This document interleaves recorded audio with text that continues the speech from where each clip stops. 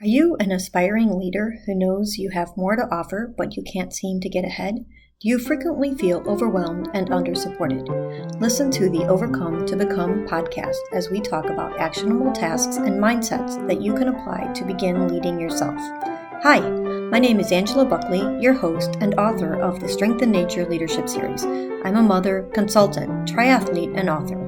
In Overcome to Become, I share with you the science-backed and experience-proven lessons I've learned in my own leadership journey to beat burnout. Thanks for listening. Hi, this evening I am here with my cousin, full disclosure, Stephanie Wollenburg, and we are going to do our client interview part of or episode of Overcome to Become. So thank you for joining us.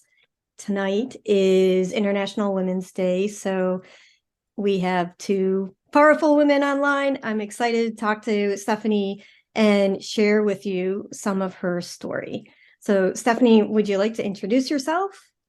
Sure, absolutely. Thank you for having this space and holding this time to share and to empower other women. So I love how close we've gotten over the years. So Angela is, yes, my cousin. We actually are twin cousins, cousin twins. We were both born on April 26th. So we have that very same kind of Taurus energy. And she's just always been my older cousin. She's been in my life my whole entire life. I am truly inspired by everything that she's doing with Team USA. This leadership series has been something like it's been fun to watch this piece of the journey with you, Angela. I think that it is really in alignment with a lot of things that I'm doing as well. And it's been just really fun to bring other people on the journey with you. So I'm super happy to be here. Thank you. Well, and it was a snowstorm day. I think the day that you reached out and talked about the overcome to the overwhelm for the class. So it was a good day. I thought, boy, I need to have more snowstorms in my life. Yeah, it was fun. It was at the beginning of last year. I actually had some more kind of mental space. I was currently taking time off work because, and we'll probably get into it, but I went through a major health crisis and I had never really taken time to really take care of myself. And in addition to everything I had to do physically, I understood that it was really important to invest in myself mentally, growing my mental capacity. And so I had a couple of girls. We were all in this mindset boot camp together. And I said, hey, my cousin's actually doing this workshop. Would you take this class with me? And they jumped on board. So thank you for, again, presenting the opportunity and creating the platform for this. And thanks for inviting them and just having a cohort. It's so much more fun. Really, the class is set up to be individual if you want to. But when you go through and you have people that you can be talking to and touching base kind of on a regular basis, I just think it's more engaging to be with people while you're learning and growing. Yeah, definitely. And I think it helps you grow a little faster too, because it accelerates everything that you're doing, because you can different things are reinforced different ways and you see the work being put in action and how other people are applying it, or what is challenging to you sometimes isn't challenging to them. Right. Or what is really easy for you is challenging for them. And so they can kind of pick you up during a hard time. And then you can then do the same thing for others and lift them up, especially for accountability, a self-directed program like this. It was just hey, did you do week 1? Did you do week 2? And it was that accountability piece, I think, was really helpful. So I highly recommend doing it with a buddy. Yeah. Well, thank you. Every time we go through it with someone, it helps me remember things, even though they're my words, I wrote them. It helps me also get better every iteration, get a little bit stronger in my mental mindset journey as well. People tell me sometimes you have it all together, or it looks so good, or you look so strong. And I think full disclosure, that's not always the case. some days I'm stronger and some days I struggle more, just like everyone else. But when you go through these steps, I think you're able to overcome those daily struggles or the struggle days more easily or more gracefully. And then maybe people don't see that as much. That doesn't mean that there's not a struggle going on, but that maybe it's not as apparent. And part of leadership, I think, is being vulnerable enough for people to be able to approach you and say, hey, I'm struggling, but also strong enough that when you are in a crisis, you can also lead people through that. Yeah, I think it's just really adding tools to your toolkit and really equipping yourself as a leader. You're right. You have to have the ability to get through something, and at least the tools in your toolkit to get through it, to understand how to approach it, put it in context. Comparatively speaking, is this a crisis? Is this do we need to sound the alarms? Or can we process this and can we learn and can we grow from this? And Right. where is the opportunity for growth is, I think, what a true leader is always asking. There's never mistakes. It's just opportunities to learn. It's opportunities to grow. And I think classes and programs like this help strengthen that, help reinforce that, help you see that problem solving, equipping you with, again, problem solving abilities, other ways of de-stressing, other ways of not going to that overwhelm place, saying, okay, how can I process this in a healthy manner? And I think that the better you get at it, you're a fitness enthusiast, I'm a dabbler, right? So the better you get at it, the easier it becomes. So it's just like with reps in fitness, you have to put in the reps with leadership and how you make decisions and how you address and process certain things that come at you. So I just think that this is just another tool in your toolkit. It's just another arsenal, thing to add to your arsenal. It's another treadmill in your gym, whatever it is, Right. whatever the analogy is. I just think it helps you get stronger and better at what you're trying to do. Absolutely. I think so. I agree with you. So, do you want to tell us a little bit about your background? Sure. Boy, how much time do we have, Angela? Well, we can always edit out, but maybe some of the things that you're doing for fundraising, certainly some of your shampoo slinging.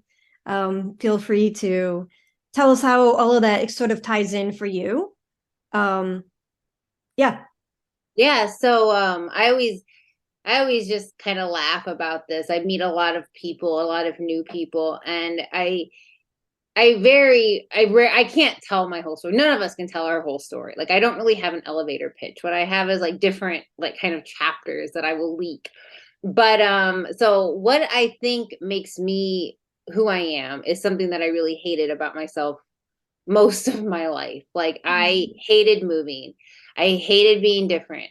I hated all of these aspects of my life. Okay. I moved a lot. Illinois, Iowa, Missouri, Iowa, 8 times in my from kindergarten to high school. It's a lot. And when you do that, you don't put down roots. You don't really know who you really are. You're always kind of reinventing, but it also gives you an opportunity to kind of reinvent yourself and grow each time. So while some people that would kind of be debilitating to them, it kind of, again, added for me a little bit of layers into my life. So now I'm in Queens. I live in New York, married with a beautiful little dog named Trevor. He's so cute. But I work with leaders all across the United States.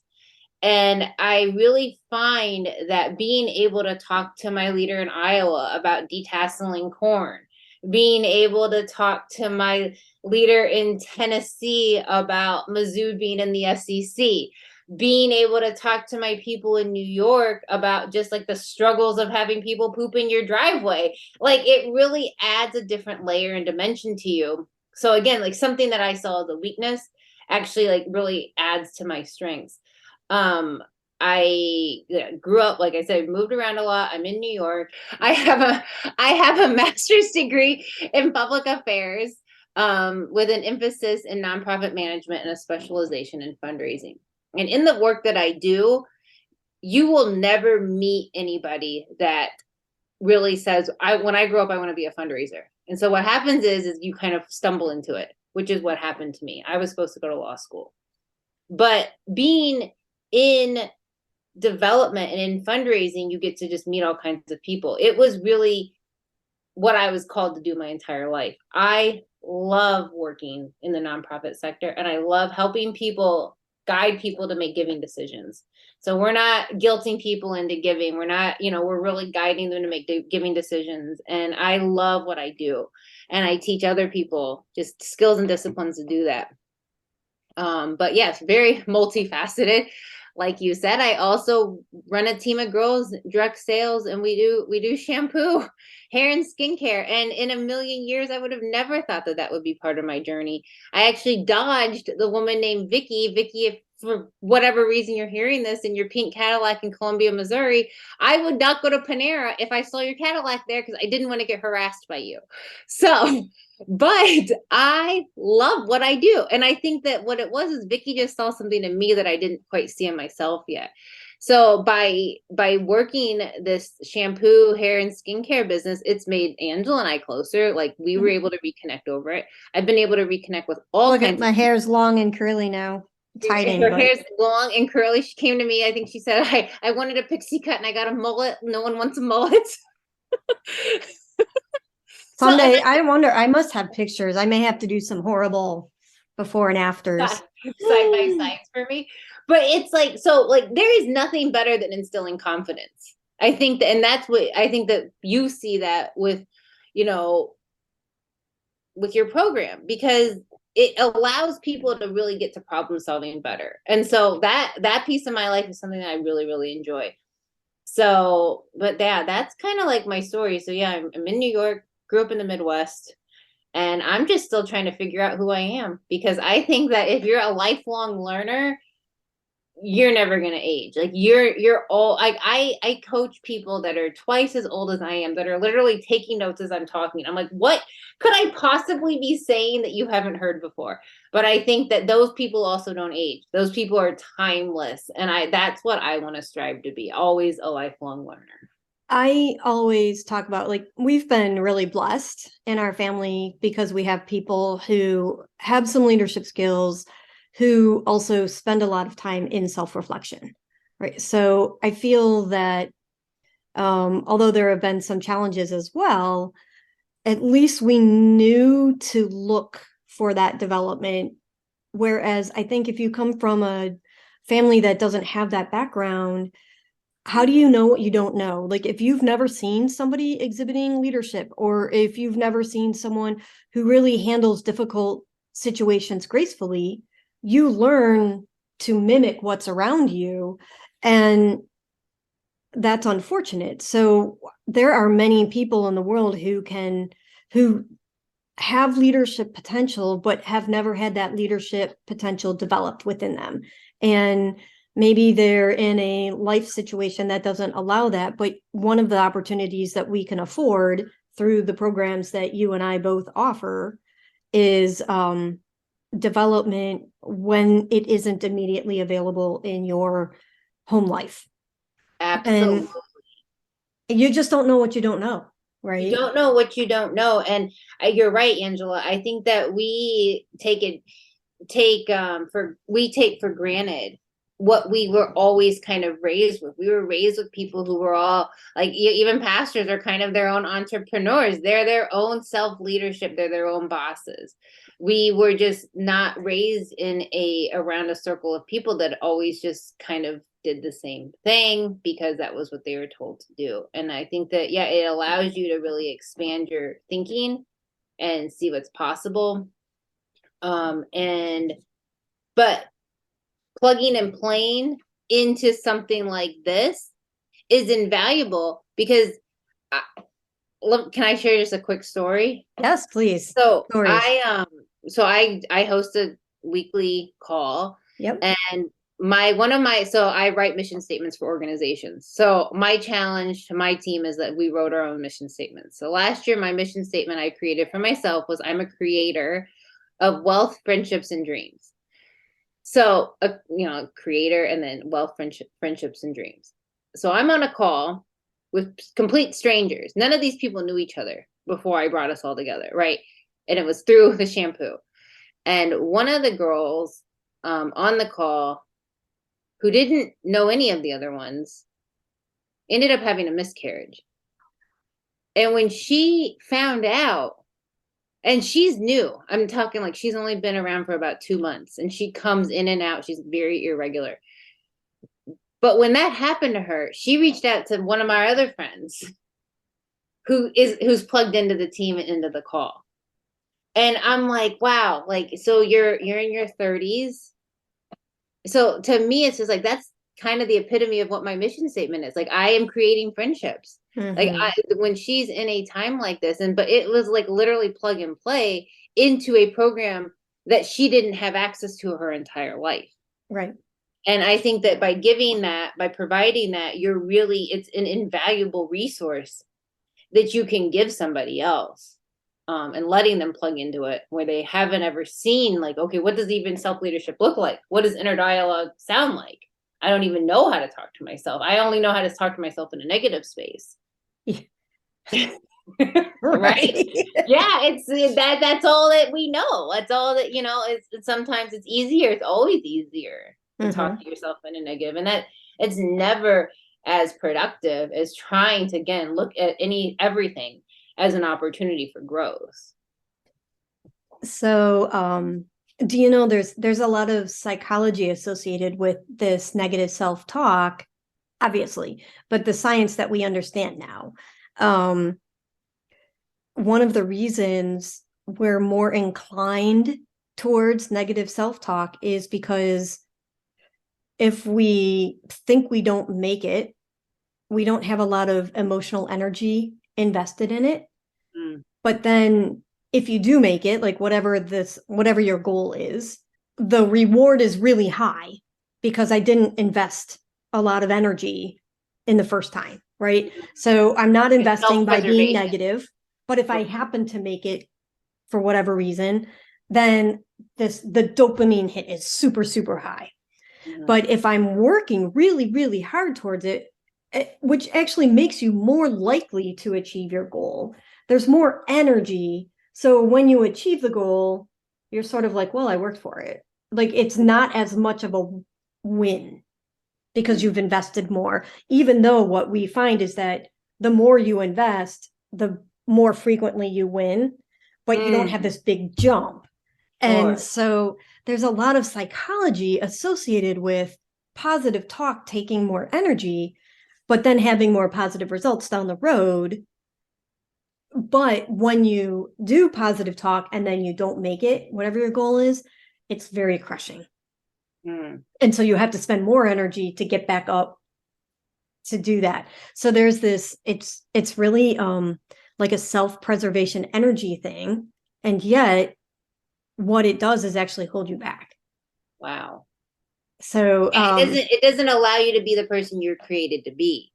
Right. You don't reach your full potential. And that's one of my other like mission statements is like, I want people to realize and reach their full potential. Like, forget about reach it. Like, first you have to know it. And I think that that's also where your program is so helpful, because you can't hit a target you can't see.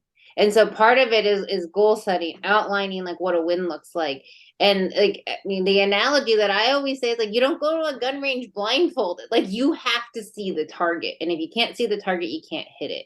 And I think that is just something that people just shy away from, because like they don't want to, well, I don't want to miss it. So it's just like, I'm not even going to try to hit it. It's like, you can't hit a target you can't see. You have to set some kind of goal. So one of the things that I want to say about the goal setting is that it's okay to set small iterative goals, because when I think about hiking in the woods, you can't always see the top. And I do a lot of hiking up in the Adirondacks, and there are quite a few of the 46 high peaks that do not have trails. So you have to be able to navigate. Yes, I have a topography map, but you can't always see the top for those types of mountains. So you're navigating from perspective to perspective. And that's okay, even when you talk about goal setting. You don't always have to be like I'm 5 years old and I want to go to the Olympics. You can say, I want to make the soccer team. I want to be the fastest kid on the block. You can set goals that are appropriate for yourself and build upon those goals. And so you can see what that one is. Maybe that is a goal that fits in with a larger dream. Not everybody has larger dreams. I tell people all the time, I absolutely never dreamed that I was going to play the Alphorn for Arnold Schwarzenegger twice, right? Like, this was not a dream. And yet I now travel the world and lecture at universities with my Alphorn, right? Like, it's a crazy thing. But when I first started, I was like, I just want to play with my friends and have fun. And then I was like, well, I really want to get good. There's really opportunity. And every opportunity just allowed me to stand a little bit higher and see a little bit farther. And now I kind of have some pretty big goals, but I never started that way. I sure as heck never said in high school or college or anything that this is what I was going to do for, a pretty exciting hobby. And yet I literally hike mountain peaks and play this instrument on the top. I love that. I think that you're absolutely right. So you don't always know what the end is. And I think, again, like that's that whole piece of like realizing what your potential even is. And that's part of that journey. But if you're like stuck in a lane, like this is what I'm going to do. And like, this is the best that it gets. And it's not going to get any better than that. And I'm going to do this because this is what my dad did or whatever. You're never going to realize or even get close to reaching your full potential. So like, it's like a discipline. It's hard work to move outside of your comfort zone and like annually, daily, weekly, really like chase and set goals, because it is harder, but the payoff for, a person like myself, a person like you, a person with drive, that's what it's worth it. That hard work is worth it after the payoff. So I love when you said like, I didn't think I was going to do this, but then I started doing it. I wanted to get better. I'm like, well, that's Wollenburg, right? Like I can't just do this mediocre. I'm like, I got to be the best, and I got to beat everybody else that's trying. If I'm going to show up, I'm going to do the work. We're going to do it. Yeah. that's just like definition for existence. So yeah. Yeah, but it's fun. I don't know, like if I have the skill and I've been gifted with some things, I feel like part of our payback, I guess, for lack of a better word, is to use the skill and develop it for the world and share that for the world. And for me, the music is where I really give back, right? Like I play the little music that's on the entry to this podcast, but my child has taken lessons. We everybody in the family does some sort of music somehow, but we give a lot of public concerts. They're free concerts. We go talk to the schools. The children have never seen these instruments, and we're sharing. And I think part of having the gift of learning how to work is that's a little bit of the vehicle of learning how to be iteratively better, set those goals a little bit more and a little bit higher each time. Music happens to be a vehicle of learning for me, but it also happens to be a great vehicle of giving back, of sharing with others and bringing a little bit of joy. And, people turn their head and like, that's crazy. But I tell people all the time, you never heard a sad polka song. Like in a country song, you're like, oh, I lost the guy, I lost the girl, the whiskey bottle, whatever. You got a lot of those, but like in polka, it's always happy. It's always happy. Like you never heard a sad polka song. So I realize it's pretty niche, not gonna lie, but it's always fun. I think that, so like to bring it back to kind of what the focus is for this week with being in nature, right? Like, so playing your Alphorn outside is like very something. When people hear it, they're like, what is that? What's going on? What is that? And I think that nature allows us to really see outside of ourselves too. So I always joke that like my favorite vitamin is vitamin C, SCA. Like I get so much energy when I'm next to the ocean, when I'm next to water. I think that nature has such a powerful healing component. And if you can, so my favorite hobby is golf. So if you can marry, like, Yep. it's the alpha horn being outside, golf being outside, like, there's a reason Yep. that is something that we can just like totally get behind, because it's just like, I love to be outside. It's like quiet, it's peaceful. I mean, part of my journey is that I had a brain tumor, benign brain tumor, last year removed. It took my one ear, like, I'm single-sided deaf now, but like one place where it doesn't bother me at all is on the golf course, because it's already such a quiet, peaceful atmosphere. Mm-hmm. And I think that, like, what a blessing that is for me, is that something that I already love has now become something that I love even more, because I feel like I am not missing out on anything. Okay. Something else I really used to love would be going out to dinner with like 10 people. That's not an option anymore. Like, it just frankly isn't. Like, four is kind of the max. Like, once I get a, fifth, sixth person, unless I'm the person, I always have to sit at the head, because I can't sit on the end. Right. So this is not as enjoyable. Right. It's not fun. And so I feel really blessed that I can be outside in nature, getting that healing component of just fresh air, the beauty of being in nature, period, end of story, and do something that I love. So I think that marrying those two, probably for the both of us, Yes. make them even more meaningful. Oh yeah, absolutely. Like I even drew a Venn diagram for one of my little high school classes that I talked about. It's music, it's engineering and science, it's physical because I'm hiking, it's outdoors, and like right there in the middle is this random instrument called the elk horn. Right? Yeah. Yeah. So, do you know why? Because we talk a lot about the science of why we like these things and why it's healing. Do you know why you like the vitamin C so well? No, but can you educate me? Oh yeah, it's a pop quiz to see if you listened to last week's episode.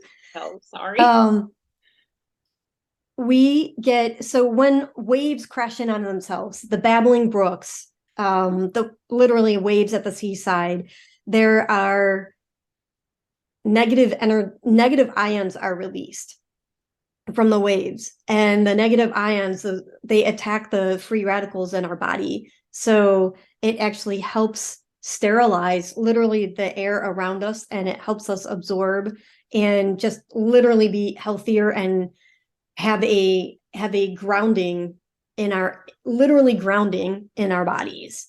And so that is physically causing that sense of peacefulness, because it's reducing the positive charge that makes us kind of like amped up, but the negative charge helps our body clean itself and actually drives a little bit of that relaxation.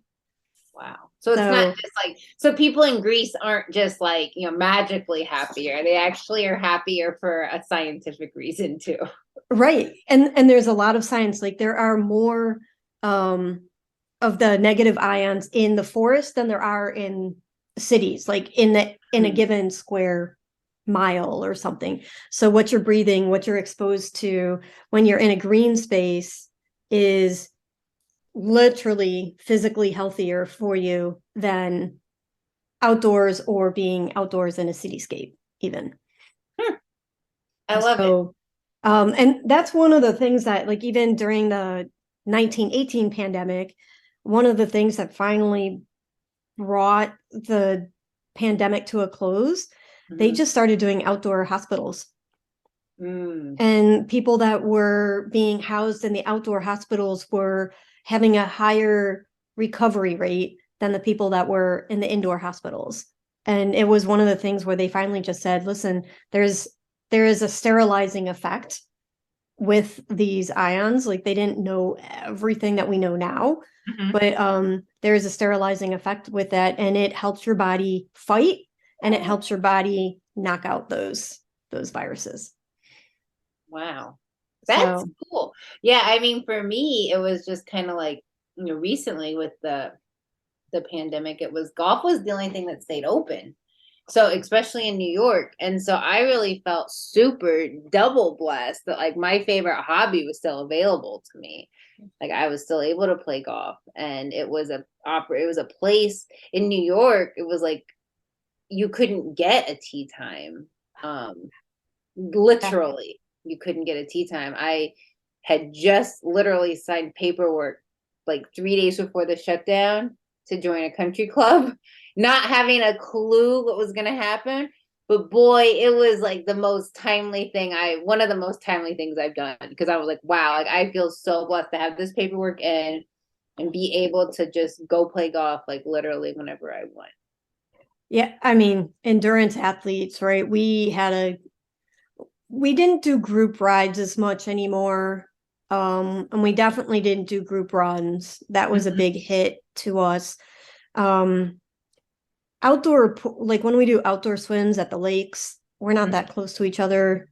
I'm not on a local team anyways, so it doesn't matter. So a lot of those things were still available to me. But one of the most fun things that I did during that time period, and sadly more people did it, we do this all the time anyways, Aiden and I are backpackers. So we have a lot of good backpacking gear. So it was not any challenge for us to be like, okay, throw the stuff in the bag. Let's go. The weather's good. Let's go.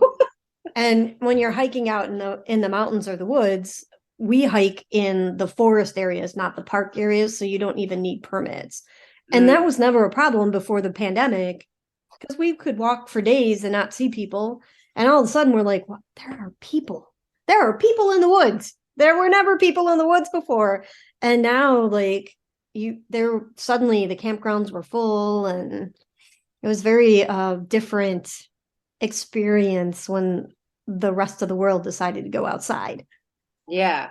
I hope that that's something that kind of sticks too, because there is so much healing and beauty that happens in nature. I wish we could build that into the United States kind of culture, like build that into our day to day. Walking, like we were talking earlier that my son got his first job and he's able to ride his bike. We intentionally purchased a house with a neighborhood that has bike paths almost everywhere, and even like places that go underneath the major roads so that the children aren't crossing major intersections. Like you go in the little tunnel underneath, and he's able to have a little bit more freedom because I trust him to be on bike paths and away from cars. And I wouldn't necessarily trust him. Like the neighborhood I lived in growing up was similar socioeconomic to where I am, but it's just an older neighborhood, and the economic or the demographics, the building structure wasn't there of thinking about, let's have bike paths, let's have ways of having people get around without the car. Having this neighborhood has actively thought, how do people get from point A to point B without a car? And that makes a huge difference for the children. Even you'll see like people going to restaurants on bikes or on foot, and you might see that more in an inner city where it's hard to move in the car, but around here we do it because we want to and we can. And the city intentionally built these neighborhoods to make them walkable. I think, I mean, being in New York City, being in Queens, you learn like just you walk because it's easier than driving. And we were in Florida one time and we were at a wedding, and it was like we were setting up in this, like we were at this pavilion thing, and you could see the CVS. It was just across like a 4-lane highway. It was like, well, we'll get in the car and go grab what we need. And my husband Tom was like, or I'll just walk. Like I can see it, and it wasn't even something in their mind to even like think about, like, I could just walk. It wasn't even like an option. But sometimes when I've been in Florida, there was no way to get across the road without a car.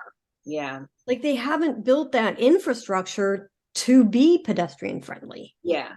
So Las Vegas is really cool because it has all the upper sidewalks. Like it's very pedestrian friendly. Yeah. Yes. I wish And New York had those. Milwaukee has like the breezeways because it's super cold. Yeah. So you go up and you go over, and then you don't Yeah. have to hit all that wind.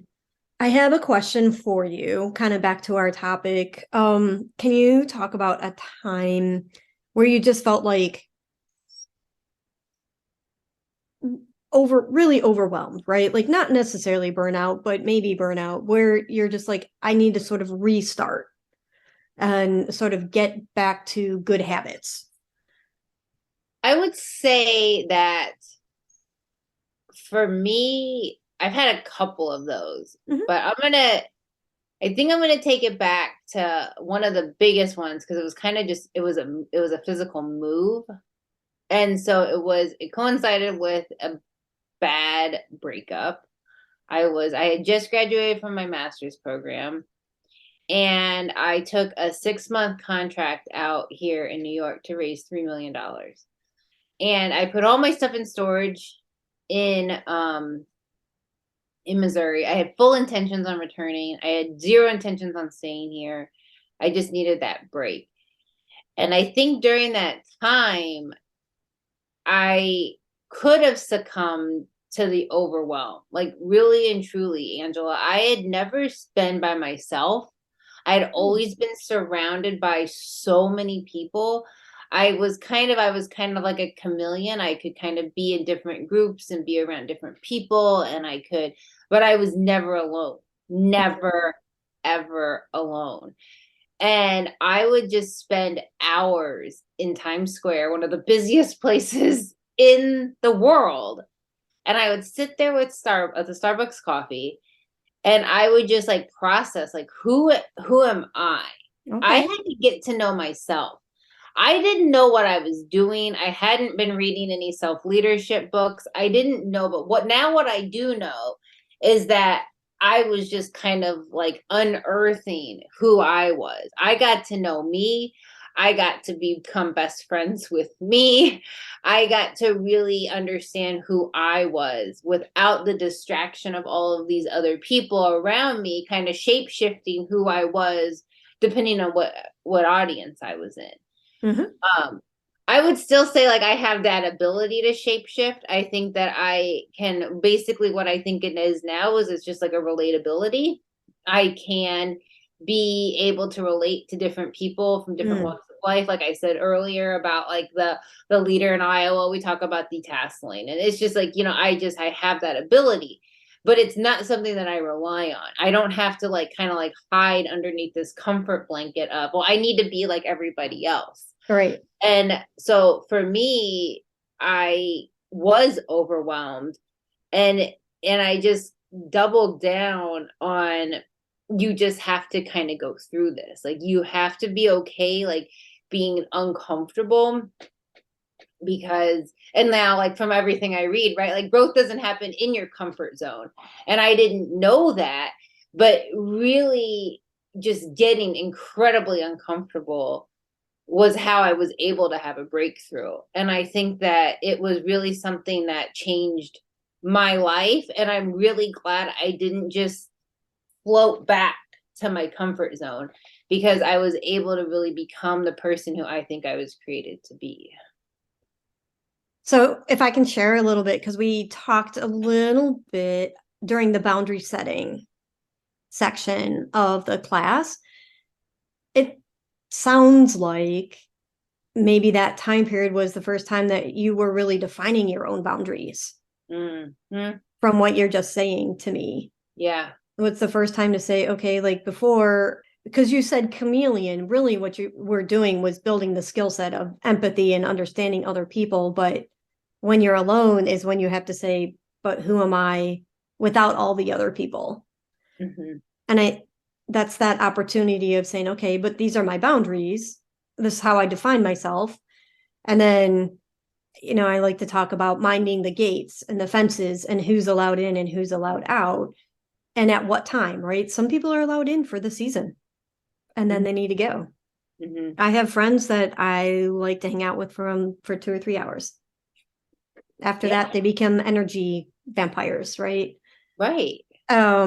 So what does that look like? And defining that those relationships, but you have to know who you are in order to define that part of it.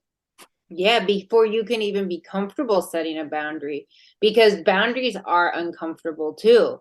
It's Yes. it's not allowing people to dictate to you what they want from you. You're now saying, like, this is what I need. This is the space that I have. This is what I can do. And it's harder to say no than it is to say yes. But I think by saying yes all the time, I would not say that I'm a people pleaser. I'm not. Like, I have a friend, Diana, she says she's a recovering people pleaser. I am not. But I think that if you are a people pleaser, then all you're doing is you're spending all this time pleasing other people, and you're not investing in yourself at all, because you're using all of your energy to make other people happy. And that's not a good use of you. That's a nice way of saying it. It's not a good use of you, right? You're energized and then there's nothing left of you. There's nothing left. You can't pour from an empty cup, right? I mean, then that's how you get to the overwhelm, is like you just become so drained by giving, not setting boundaries, being a people pleaser, not saying no, that you have no energy to protect yourself, that you don't know what you can and can't do, because you've never tested what those boundaries even are. So, Right. yeah. You gotta, you can't be the best version of yourself without knowing yourself. Again, that's that target, that's that goal setting, right? You have to set a goal. You have to define what success looks like. You have to make steps. And I think that's the other thing. Like, I know people who like have dreams. Mm-hmm. That's all they are. Dreams. And there's nothing wrong with having a dream, but I guess, again, a little bit of a doer. Like, I want to work towards those dreams. Mm-hmm. And even if you don't get there, you get somewhere. Mm-hmm. Or maybe the dream changes, right? Like, that's okay too. But to be able to, even if when you talk about relationships, what do you want to have? If you don't at least come into the relationship with an idea of what you want, all you're doing is taking that other person. And then again, you're just losing yourself. Mm-hmm. So you have to start with the vision and modify if you need to or want to, see where those fit together. But I think you'd have to start with what that vision is. Yeah. So. Yeah. Again, you have to set it, and only you can, and you have to define it. And I think by investing in yourself, by doing a self-directed leadership program, like yours, I mean, that's an investment in you. Right. And I think that the payoff is in spades, because you have to invest in yourself, period. End of story. Because no one else is going to do it, and no one else can do it. No one else can do the work for you. You have to do it for yourself. That's right. And I think the imagery that comes along with it stays with you also. Like, not just having words, having music, having imagery, having all of that, putting that together.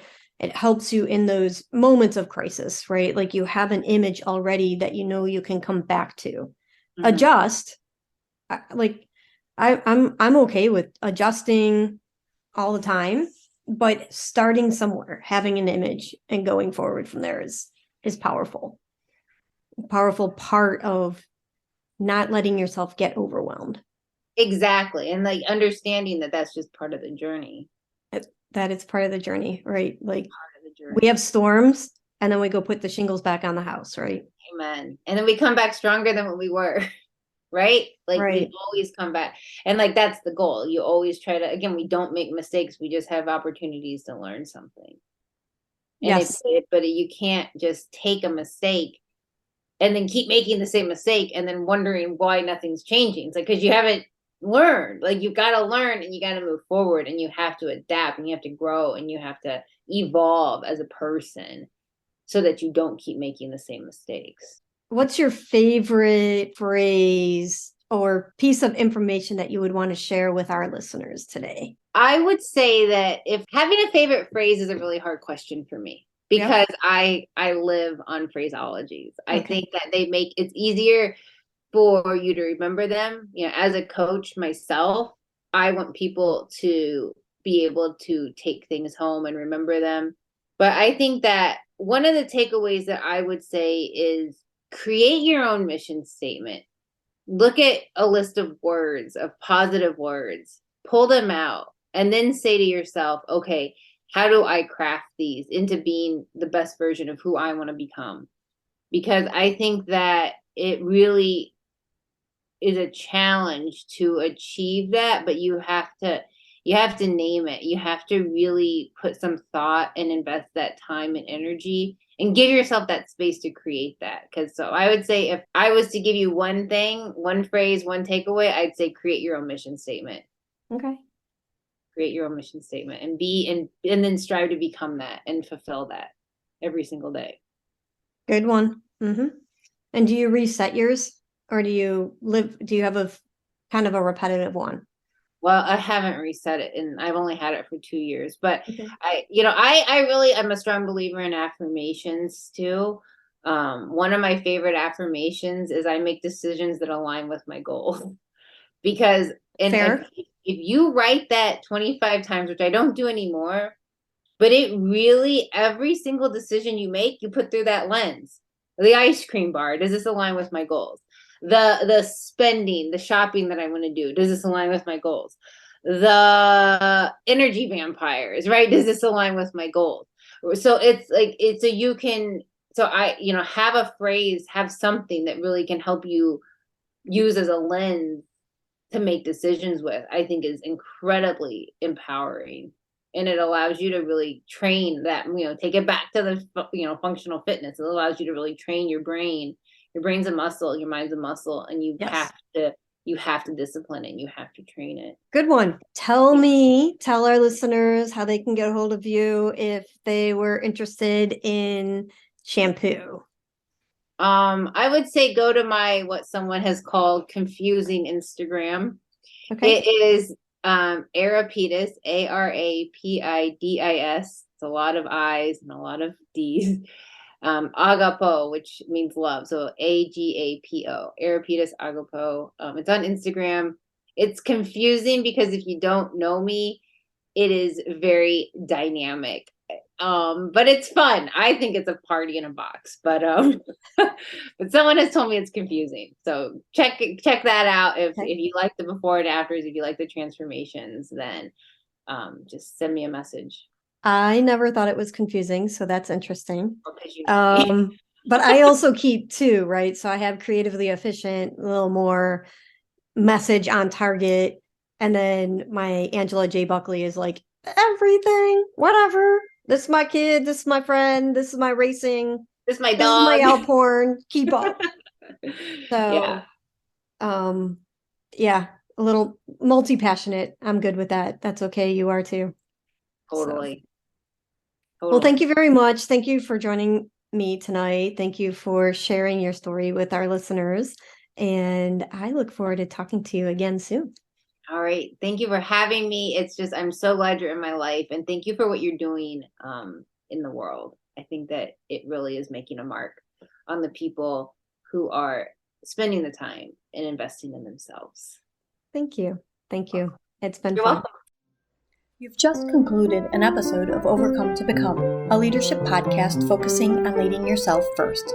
Thanks for listening. I'm Angela Buckley with Creatively Efficient, author of the Strength in Nature Leadership Series. Please help me to continue these series by writing a review wherever you prefer to listen.